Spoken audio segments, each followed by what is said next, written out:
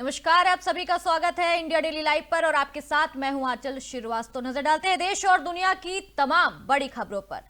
आज कलियाबोर असम से बड़ी खबर सामने आ रही है। प्रधानमंत्री नरेंद्र मोदी ने गुवाहाटी, रोहतक और डिब्रूगढ़, लखनऊ के लिए नई अमृत भारत एक्सप्रेस ट्रेनों को हरी झंडी दिखा दी है। पीएम ने अपनी टीम से कहा है कि जनसभा में लाई गई पेंटिंग्स और तस्वीरें इकट्ठा की जाएं। उन्होंने बीजेपी की हाल की चुनावी सफलताओं का जिक्र करते हुए कहा कि पार्टी देश में सबकी पहली पसंद बन गई है। वहीं कांग्रेस पर निशाना साधते हुए मोदी ने कहा कि पार्टी ने जनता का भरोसा खो दिया है। जो पार्टी है, कांग्रेस पार्टी है, उन्होंने जनता का भरोसा खो दिया है और विकास एजेंडा नहीं रखा है। असम की पहचान और संस्कृति को बचाने की चुनौती पर उन्होंने जोर दिया और घुसपैठियों से सतर्क रहने की चेतावनी भी दी है। बीजेपी लोगों की पहली पसंद बन गई है, ऐसा प्रधानमंत्री नरेंद्र मोदी का कहना है। कुछ बंधु चित्र लेकर के आए हैं और ऐसे खड़े हैं थक जाएंगे। आप भेज दीजिए, मैं ले लूंगा। आप आगे कलेक्ट करवा लीजिए। एसपीजी के लोग, ऐसे जो लोग चित्र लेकर आए हैं उनसे ले। अगर पीछे आपका आता पता लिखा होगा तो मेरी चिट्ठी जरूर आएगी। इधर भी, इस तरफ भी कोई नौजवान लंबे अरसे से कंधे में कंधा खड़ा करके खड़ा है। मैं आप सब कलाकारों का धन्यवाद करता हूं। आपके प्यार के लिए, आपकी इस भावना के लिए मैं आपका आदर करता हूं।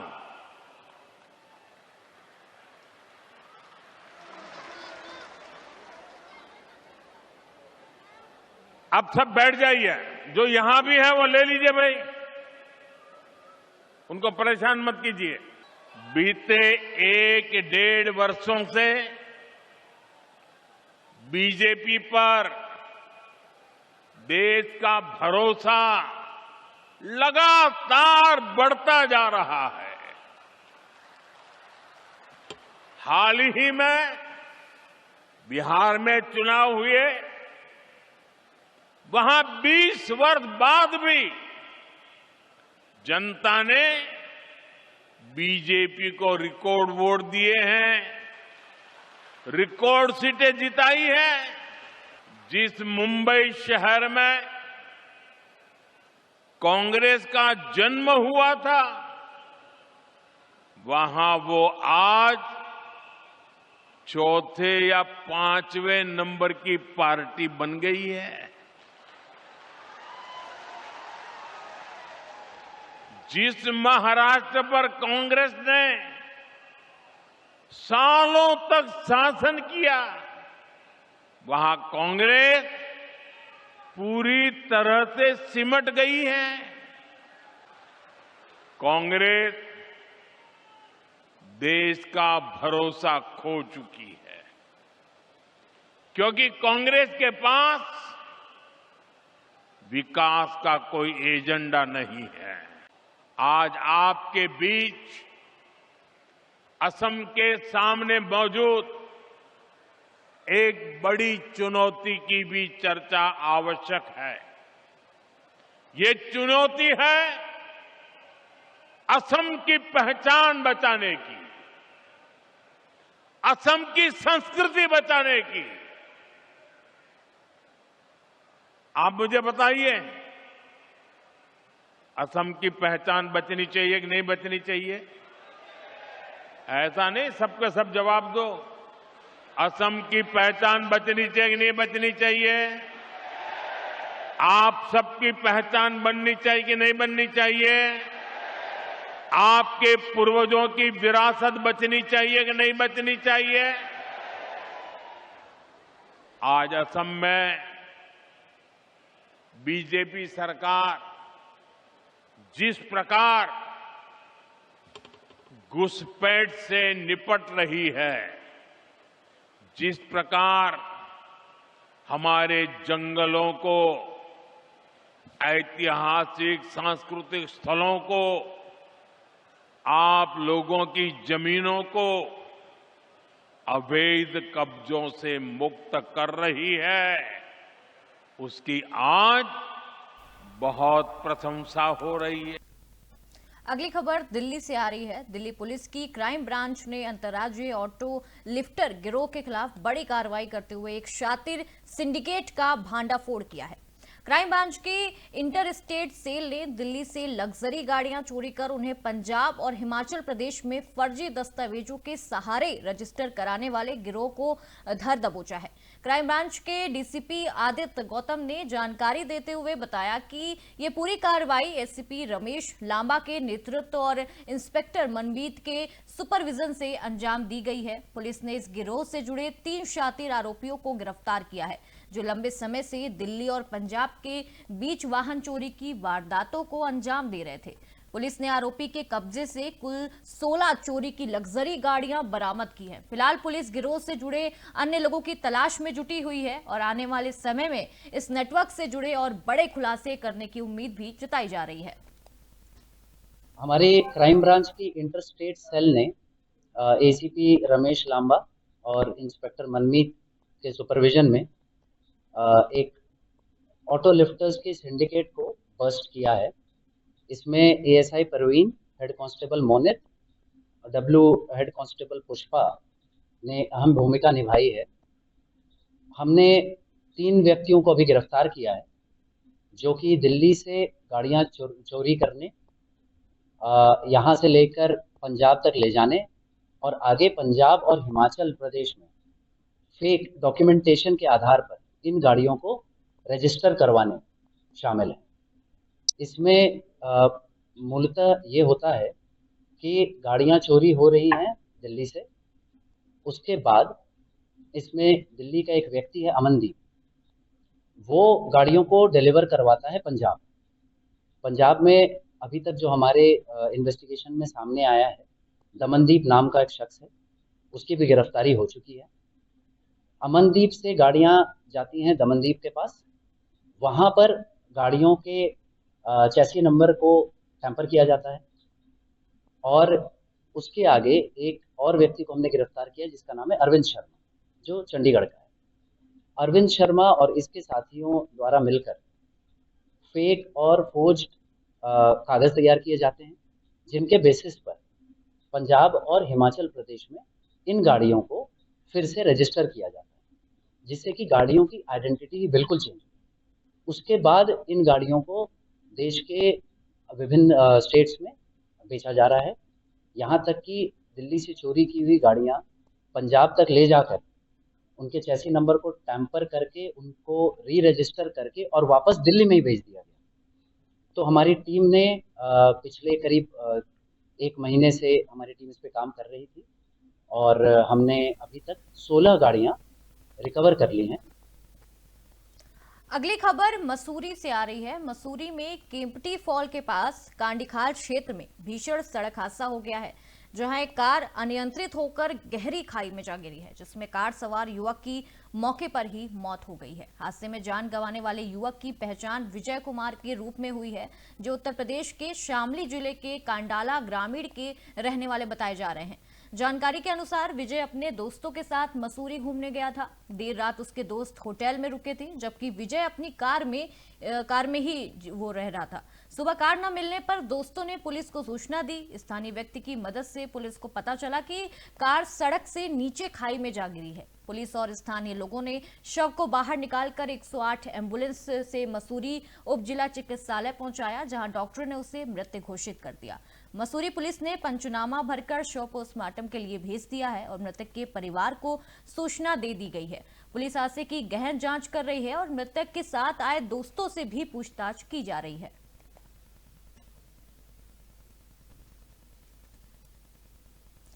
जो अगली खबर आ रही है वो उत्तर प्रदेश के चित्रकूट से आ रही है, जहां सड़क किनारे दर्जनों बंदरों के मृत मिलने से पूरे इलाके में हड़कंप मच गया। स्थानीय लोगों ने आशंका ये जताई कि बंदरों की बेरहमी से हत्या कर उनके शव सुबह सड़क किनारे फेंके गए हैं। सूचना मिलते ही पुलिस और वन विभाग की टीम मौके पर पहुंची और जो सभी शव थे उनको कब्जे में लेकर पोस्टमार्टम के लिए भेज दिया है। अब तक 21 बंदरों के शव बरामद किए गए हैं, जबकि 2 बंदर घायल अवस्था में जिंदा मिले हैं। उनका इलाज अभी जारी है। सभी मृतक बंदरों के शव पानी से भीगे और खून से लथपथ पाए गए हैं, जिससे मामले को लेकर कई गंभीर सवाल भी खड़े हो रहे हैं। स्थानीय लोगों का ये कहना है कि बंदरों के साथ इस तरह की क्रूरता न सिर्फ अमानवीय है, बल्कि हिंदुओं की आस्था के साथ भी सीधा खिलवाड़ है। लोगों ने इसे एक सोची समझी साजिश बताते हुए प्रशासन से सख्त कार्रवाई की मांग की है।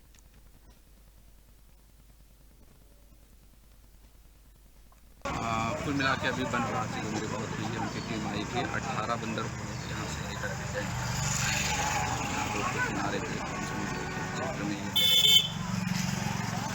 उनको लेके गए हैं। वो पीएम एक बार उसका हो जाए तो सही तथ्य सामने आएगा। फिलहाल जो अगली खबर आ रही है वो पीलीभीत से आ रही है। पीलीभीत के बिसलपुर बलखेड़ा मार्ग पर तेज रफ्तार ट्रक ने मोटरसाइकिल सवार 2 चचेरे भाइयों को कुचल दिया है। ये भीषण सड़क हादसा थाना बलखेड़ा क्षेत्र के ग्राम नारायणपुर के पास एक पेट्रोल पंप के समीप हुआ है, जिसमें दोनों युवकों की मौके पर ही दर्दनाक मौत हो गई है। और बताया ये जा रहा है कि दोनों युवक बलखेड़ा से अपने घर लौट रहे थे, तभी लकड़ी से भरे एक बेकाबू ट्रक ने उनकी मोटरसाइकिल को जोरदार टक्कर मार दी। टक्कर इतनी भीषण थी कि ट्रक मोटरसाइकिल को करीब 20 मीटर तक घसीटता हुआ ले गया, जिसमें दोनों की घटनास्थल पर ही मौत हो गई। घटना की जानकारी मिलते ही परिवार और पूरे गांव में मातम छा गया। हादसे के बाद भाग रहे ट्रक चालक को मौके पर मौजूद लोगों ने पकड़ लिया है और सूचना पर पहुंची बलखेड़ा पुलिस ने दोनों शवों को कब्जे में लेकर पोस्टमार्टम के लिए भेज दिया है। आरोपी ट्रक चालक को हिरासत में ले लिया गया है और दुर्घटनाग्रस्त ट्रक और मोटरसाइकिल को जब्त कर लिया गया है। पुलिस का यह कहना है कि तहरीर के आधार पर मुकदमा दर्ज कर आगे की कानूनी कार्रवाई की जाएगी।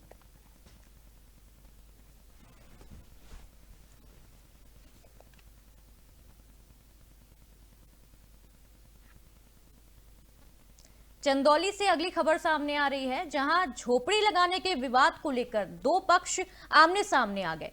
उनके बीच जमकर मारपीट हुई और इस हादसे में दोनों पक्षों ने एक दूसरे पर लाठी और डंडों से हमला किया है। जानकारी के अनुसार यह विवाद रेशम विभाग की जमीन को लेकर हुआ है। मारपीट की पूरी घटना का वीडियो सोशल मीडिया पर वायरल हो गया है, जिसे पुलिस ने संज्ञान में लेकर जांच भी शुरू कर दी है। चंदौली के चकरघट्टा थाना क्षेत्र का यह पूरा मामला बताया जा रहा है। पुलिस अब वायरल वीडियो की छानबीन कर रही है और दोनों पक्षों के खिलाफ आवश्यक कार्रवाई करने की तैयारी में है। प्रशासन ने यह चेतावनी दी है कि कानून के अनुसार किसी को भी इस तरह के हिंसक जो कृत्य करते हैं उनकी अनुमति नहीं दी जाएगी।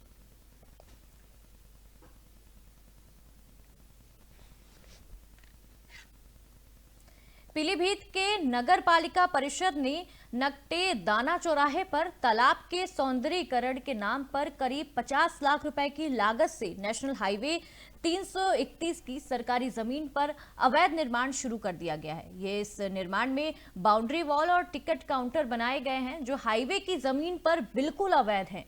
शिकायत मिलने के बाद जिलाधिकारी ने सिटी मजिस्ट्रेट से तत्काल रिपोर्ट मंगवाई है। सिटी मजिस्ट्रेट विजयवर्धन तोमर ने नगरपालिका के अधिशासी अधिकारी पीडब्ल्यूडी और संबंधित जेई को मौके पर जांच के सख्त निर्देश दिए हैं।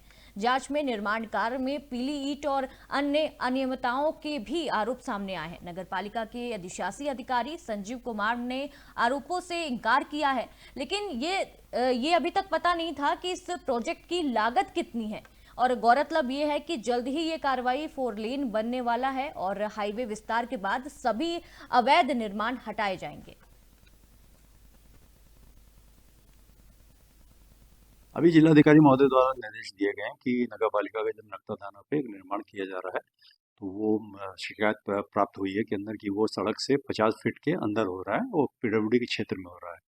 तो इस संबंध में मैंने जो नगर पालिका के ईओ हैं उनको निर्देश दे दिए हैं और अपने साथ में जेई को भी और पीडब्ल्यूडी वालों को भी, पीडब्ल्यूडी विभाग को भी, कि एक बार इसकी जांच कर लें और कितने मीटर पे बन रहा है, क्या कितना हो रहा है। तो इस संबंध में उनसे रिपोर्ट आने के बाद में जिलाधिकारी महोदय को अवगत करा जाएगा। हमारे यहाँ नकटा थाना पे जो चौराहा है वहाँ पर एक तालाब का सौंदर्यीकरण होना है, जो कि सौंदर्यीकरण की कोई योजना है, उसी के अनुसार ही काम हो रहा है इसमें और मानक के अनुसार ही सभी काम हो रहा है।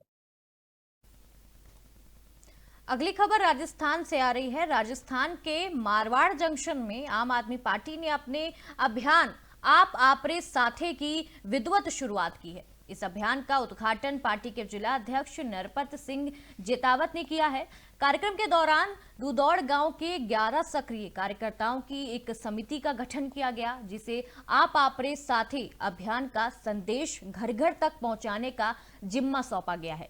समिति को आमजन की समस्याओं को न सिर्फ सुनना है, बल्कि प्रशासन तक भी पहुंचाने और उनके समाधान के लिए हमेशा तत्पर रहने का संकल्प भी दिलाया गया है। कार्यकर्ताओं को एकजुट रहने, पार्टी के प्रति समर्पित रहने और इस अभियान में सक्रियता से जुड़ने के लिए निर्देशित किया गया है। इस अवसर पर आम आदमी पार्टी के वरिष्ठ पदाधिकारी और स्थानीय ग्रामीण भी मौजूद रहे। इस पहल के माध्यम से पार्टी का लक्ष्य सीधे आमजन तक पहुंचना है और उनके मुद्दों का समाधान सुनिश्चित करना है।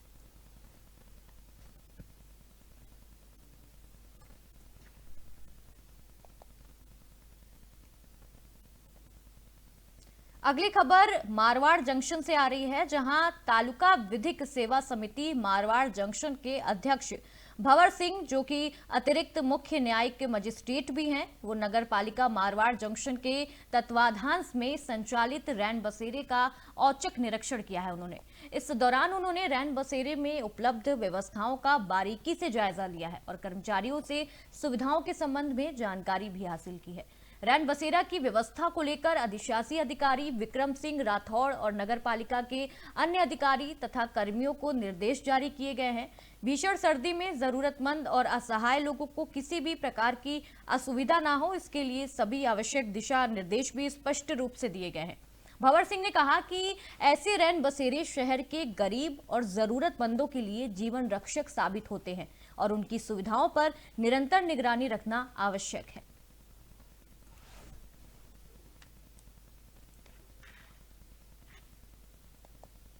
अगली खबर हरियाणा से आ रही है। हरियाणा के नूह में घने कोहरे के बीच एक भीषण सड़क हादसा हुआ है। यातायात प्रभारी कृष्णा कुमार के अनुसार इस दुर्घटना में कुल 4 वाहन आपस में टकरा गए हैं। हादसे में 2 लोगों की मौके पर ही मौत हो गई है।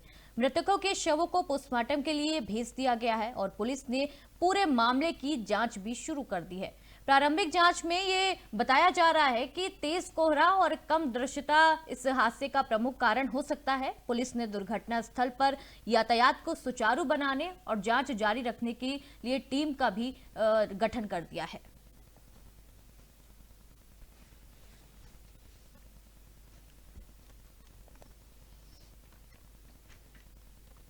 अगली खबर महाराष्ट्र के बुल्ढाणा से आ रही है, जहां बीजेपी को बड़ा झटका लगा है। बीजेपी जिला महासचिव और बजरंग दल के पूर्व सक्रिय कार्यकर्ता अमोल अंधारे ने अपने पद से इस्तीफा दे दिया है और सैकड़ों कार्यकर्ताओं के साथ शिंदे ग्रुप की शिवसेना में शामिल हो गए हैं। अमोल अंधारे पिछले कई सालों से सामाजिक और राजनीतिक क्षेत्रों में सक्रिय रहे हैं और उनके पास एक मजबूत जनसंपर्क नेटवर्क है। बीजेपी में रहते हुए उन्हें नगर परिषद चुनाव की रणनीतियों में शामिल किया गया था, लेकिन पार्टी में अपनी बात न रख पाने के कारण उन्होंने नाराजगी जताई और बीजेपी से दूरी बना ली है। खामगांव में आयोजित बड़े समारोह में केंद्रीय राज्य मंत्री प्रताप राव जाधव और हजारों कार्यकर्ताओं की मौजूदगी में अंधारे का शिवसेना में स्वागत किया गया है। इस कदम को खामगांव के राजनीतिक समीकरणों में बड़ा बदलाव माना जा रहा है और आने वाले चुनाव में भाजपा के लिए ये एक बड़ा नुकसान भी साबित हो सकता है।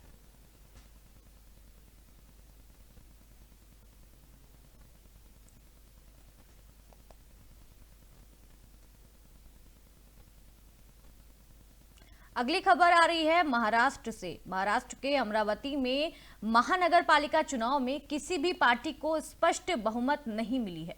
इस चुनाव में देश की सबसे बड़ी पार्टी बीजेपी को बड़ा झटका लगा है, क्योंकि उसे केवल 25 सीटों पर ही संतोष करना पड़ा है। राजनीतिक गलियारों में चर्चा है कि पार्टी की अंदरूनी कला, गुटबाजी और टिकट वितरण में अनियमितताओं का सीधा असर चुनाव परिणाम पर आया है। दूसरी ओर एआईएमआईएम ने 11 सीटें जीतकर पार्टी के लिए नई चुनौती खड़ी कर दी है, जबकि पूर्व सांसद नवनीत राणा के पति विधायक रवि राणा की युवा स्वाभिमान पार्टी ने भी दमदार प्रदर्शन करते हुए 15 सीटें अपने नाम कर ली है। अब बीजेपी, युवा स्वाभिमान और शिवसेना मिलकर सत्ता बनाने की जुगत में है। हालांकि चुनाव की निष्पक्षता पर सवाल उठे हैं। मशीन का हैक होना, ऐसा माना जा रहा है कि मशीन को हैक कर लिया गया है। जो मतदाता हैं उनकी परेशानी और रिकटिंग में अंतर ने चुनाव आयोग की कार्यप्रणाली को कटघरे में भी खड़ा कर दिया है। विपक्ष में कांग्रेस 15 सीटों पर है, एनसीपी 11 सीटों के साथ बैठने को तैयार है। अब सवाल इसमें यह है कि मेयर और सभापति की कुर्सी किसके हाथ में जाएगी और सत्ता की जंग किसके पक्ष में रहेगी। नहीं, एमआईएम कभी हल्की थी ही नहीं, लोगों की यह गलत फहमी है। लेकिन आप ये चीज समझ लीजिए कि जितने लोग ये जानते हैं कि वो अपने बाप की जागीर समझ रहे थे पूरे प्रभाग को, चाहे वो कांग्रेस हो या राष्ट्रवादी हो, तो उनके लिए ये करारा जवाब वहां की जनता ने दिया है वोट देकर। विजन रहेगा और जितने लोगों ने वोट दिया है हम लोगों को, हम उनका दिल से शुक्रिया अदा करते हैं। विजन रहेगा आने वाले? विजन सबसे मेन विजन ये है कि वो एक गरीब इलाका है, पिछड़ा हुआ इलाका है हमारा प्रभाग, वहां पे बच्चों की शिक्षा पे हम बहुत ज्यादा ध्यान देना चाहते हैं। नहीं, एमआईएम कभी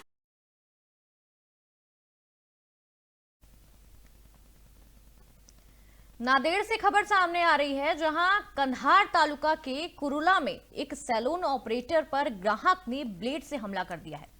घटना उस समय हुई जब सैलून ऑपरेटर ज्ञानेश्वर, जिनका नाम माफ कीजिएगा ज्ञानेश्वर श्रीमंगल, अपनी दुकान में काम कर रहे थे। ग्राहक अक्षय टोम्पे ने कटिंग में देरी को लेकर बहस उनमें शुरू हो गई और इसी बहस के दौरान ब्लेड से वार कर दिया गया। इस पूरे हमले में ज्ञानेश्वर श्रीमंगल गंभीर रूप से घायल हो गए हैं और स्थानीय पुलिस ने आरोपी अक्षय टोम्पे के खिलाफ मामला दर्ज कर लिया है।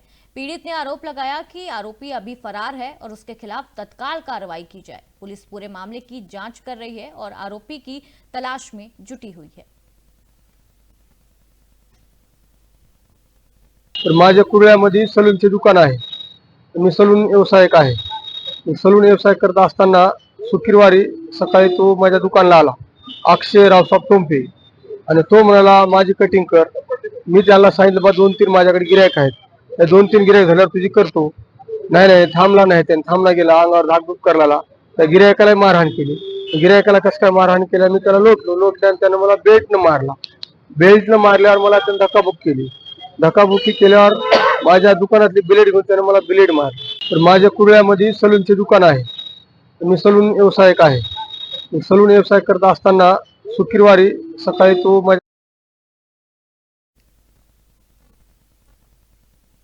झुंझुनू से एक बड़ी खबर सामने आ रही है, जहां उदयपुर वाटी के सराय ग्राम पंचायत स्थित राजकीय उच्च माध्यमिक विद्यालय को अज्ञात चोरों ने अपना निशाना बना लिया है।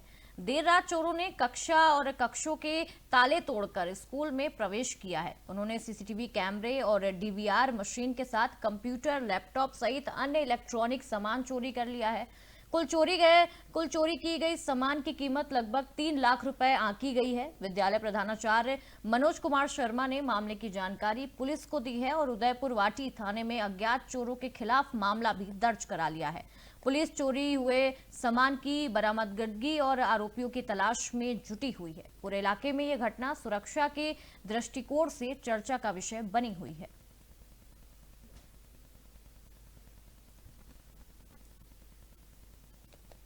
पाली से एक बड़ी खबर सामने आ रही है, जहां नारी शक्ति का संदेश लेकर सोलो साइकिलिस्ट आशा मालवीय रोहट पहुंची हैं। रोहट पुलिस थाने में विख्यात पर्वतारोही और एथलीट आशा मालवीय का एसएचओ पद्मपाल सिंह और पुलिस टीम ने भव्य स्वागत किया है। जयपुर से कबित तक 7,800 किलोमीटर की राष्ट्रीय साइकिल यात्रा पर निकली आशा मालवीय अब तक 60,000 किलोमीटर की साइकिल यात्रा पूरी कर चुकी हैं। उनकी इस यात्रा का मुख्य उद्देश्य देश भर में नारी शक्ति को देशभक्ति का संदेश फैलाना है। आसपास के नागरिकों ने भी आशा मालवीय का गर्मजोशी से स्वागत किया। पुलिस और प्रशासन ने उनकी सुरक्षा और मार्ग का जो सुचारू व्यवस्था सुनिश्चित की है। लोग उनकी साहसिक यात्रा है उससे प्रेरक संदेश की सराहना भी कर रहे हैं।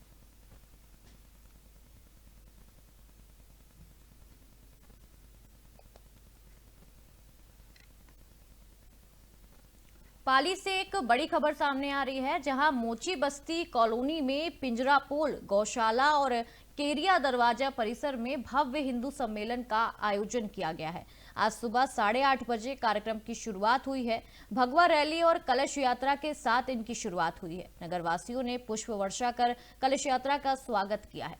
हिंदू सम्मेलन का उद्देश्य सनातन संस्कृति के संरक्षण, सामाजिक एकता, राष्ट्रीय चेतना और आत्म जागृति को सशक्त करना है। जिले के कई क्षेत्रों से होकर कलश यात्रा गुजरी है और नगर में उत्सव का माहौल बना हुआ है। दोपहर 12:30 बजे तक सत्संग और वैचारिक कार्यक्रम आयोजित किए गए हैं और इस कार्यक्रम में पूज्य युवा आचार्य संत श्री अभयदास जी महाराज का प्राप्त हुआ है। उनका जो वचन है, उनकी जो वाणी है, उससे सुवचन भी प्राप्त हुए हैं।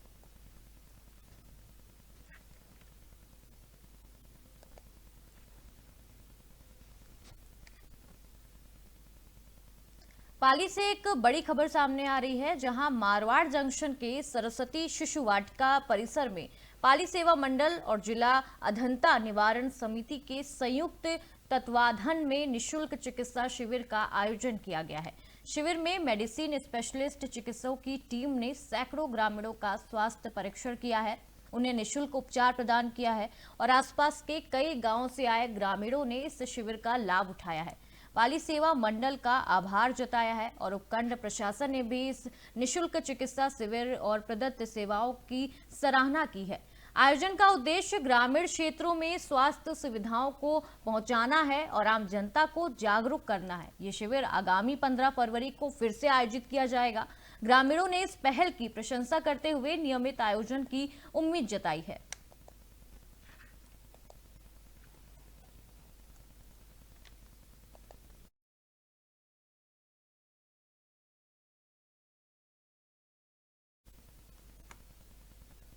अगली खबर आ रही है कोटा से। एक बड़ी खबर सामने आ रही है, जहां हिस्ट्री शीटर आदिल मिर्जा के अमृतखेड़ी गांव स्थित घर पर सरकारी बुलडोजर चला है। ये मकान गैर मुमकिन बावड़ी श्रेणी की जमीन पर बनाया गया था और इसे नगर पालिका संगोद की अंतिम नोटिस मियाद तक भी नहीं हटाया गया।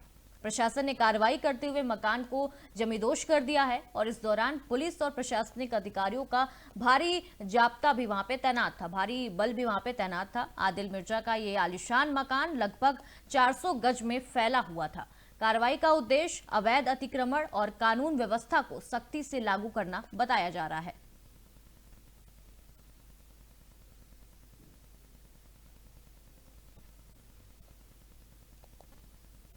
पाली से एक और खबर सामने आ रही है, जहां प्रजापति महासेना और प्रजापति समाज के तत्वाधान में श्री यादे माता जयंती महोत्सव के 3 दिवसीय कार्यक्रम के तहत सूरजपोल स्थित श्री यादे माता मंदिर में निशुल्क रक्तदान शिविर का आयोजन किया गया है।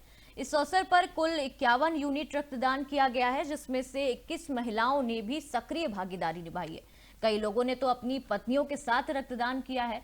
शिविर में सैकड़ों समाज बंधु और स्थानीय नागरिक उपस्थित रहे। प्रजापति महासेना के अध्यक्ष मोहन कपूपुरा ने बताया कि कल महिला सत्संग और सुंदरकांड पाठ का आयोजन होगा। वहीं मंगलवार 20 तारीख को हवन, शोभा यात्रा, बोलिया और महाप्रसादी का भी आयोजन किया जाएगा। कार्यक्रम का उद्देश्य समाज में स्वास्थ्य सेवा के साथ सामाजिक और धार्मिक जागरूकता भी फैलाना बताया जा रहा है।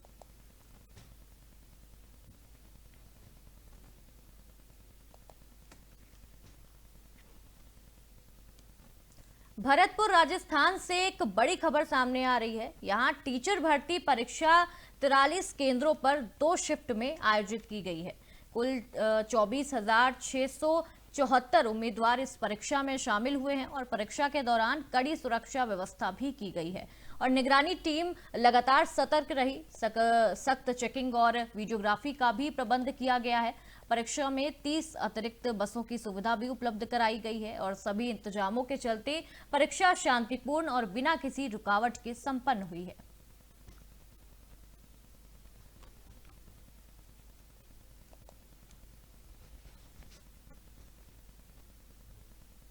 मारवाड़ जंक्शन से खबर सामने आ रही है, जहां राजकीय सीनियर उच्च माध्यमिक विद्यालय परिसर में आज राजस्थान शिक्षक संघ की राष्ट्रीय उपसभा का आयोजन हुआ है। ये कार्यक्रम स्वामी विवेकानंद और सुभाष चंद्र बोस की जयंती के उपलक्ष्य में कर्तव्य बोध पखवाड़े के तहत आयोजित किया गया है। कार्यक्रम में उनके जीवन आदर्शों पर विस्तार से प्रकाश डाला गया है और शिक्षकों को उनके बताए मार्ग पर चलने का आह्वान किया गया है। दोनों महापुरुषों के छाया चित्र पर पुष्प अर्पित कर उन्हें नमन किया गया है। राजस्थान शिक्षक संघ द्वारा अतिथियों का माला, साफा और सम्मान प्रदान किया गया है।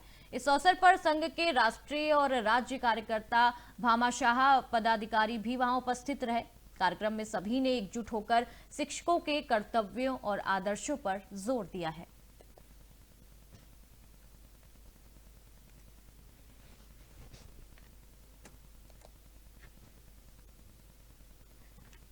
जिला मुख्यालय पर आज कर्मयोगी संगठन ने पुरुष आयोग के गठन की मांग को लेकर एक बड़ा कदम उठाया है।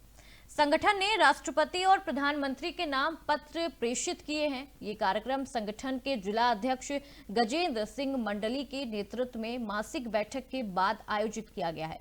बैठक के बाद सूरजपोल चौराहे पर सामूहिक रूप से लिखे गए पत्र लेकर रैली निकाली गई है। संगठन ने बताया कि हर साल 10,000 से अधिक पुरुष महिलाओं से परेशान होकर आत्महत्या कर रहे हैं। उन्होंने कहा कि महिलाओं के लिए अनेक आयोग बनाए गए हैं, लेकिन पुरुषों के लिए कोई कानून नहीं बनाया गया है। इस स्थिति को देखते हुए संगठन ने राष्ट्रपति और प्रधानमंत्री से कर्मयोगी पुरुष आयोग के गठन की मांग की है।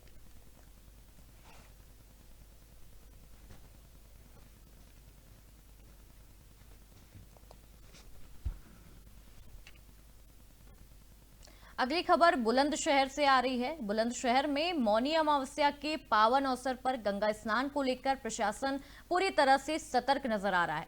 वहीं अनूप शहर के मस्तराम गंगा घाट पर श्रद्धालुओं की सुरक्षा को सर्वोच्च प्राथमिकता देते हुए अहमगढ़ थाना प्रभारी प्रेमचंद शर्मा लगातार सक्रिय दिखाई दे रहे हैं। बढ़ते गंगा जल स्तर को देखते हुए थाना प्रभारी ने नाव के माध्यम से गंगा में उतरकर श्रद्धालुओं को गहरे पानी में न जाने की विनम्र अपील की है, आवेदन किया है। उन्हें लगातार जागरूक किया जा रहा है। ड्यूटी के दौरान थाना प्रभारी प्रेमचंद शर्मा ने साफ शब्दों में कहा कि श्रद्धालुओं की सुरक्षा पुलिस की पहली प्राथमिकता है। मौनी अमावस्या को लेकर गंगा घाटों पर सुरक्षा के पुख्ता इंतजाम किए गए हैं और गंगा स्नान के लिए आए श्रद्धालुओं ने भी पुलिस के इस सराहनीय प्रयास की खुले दिल से प्रशंसा की है।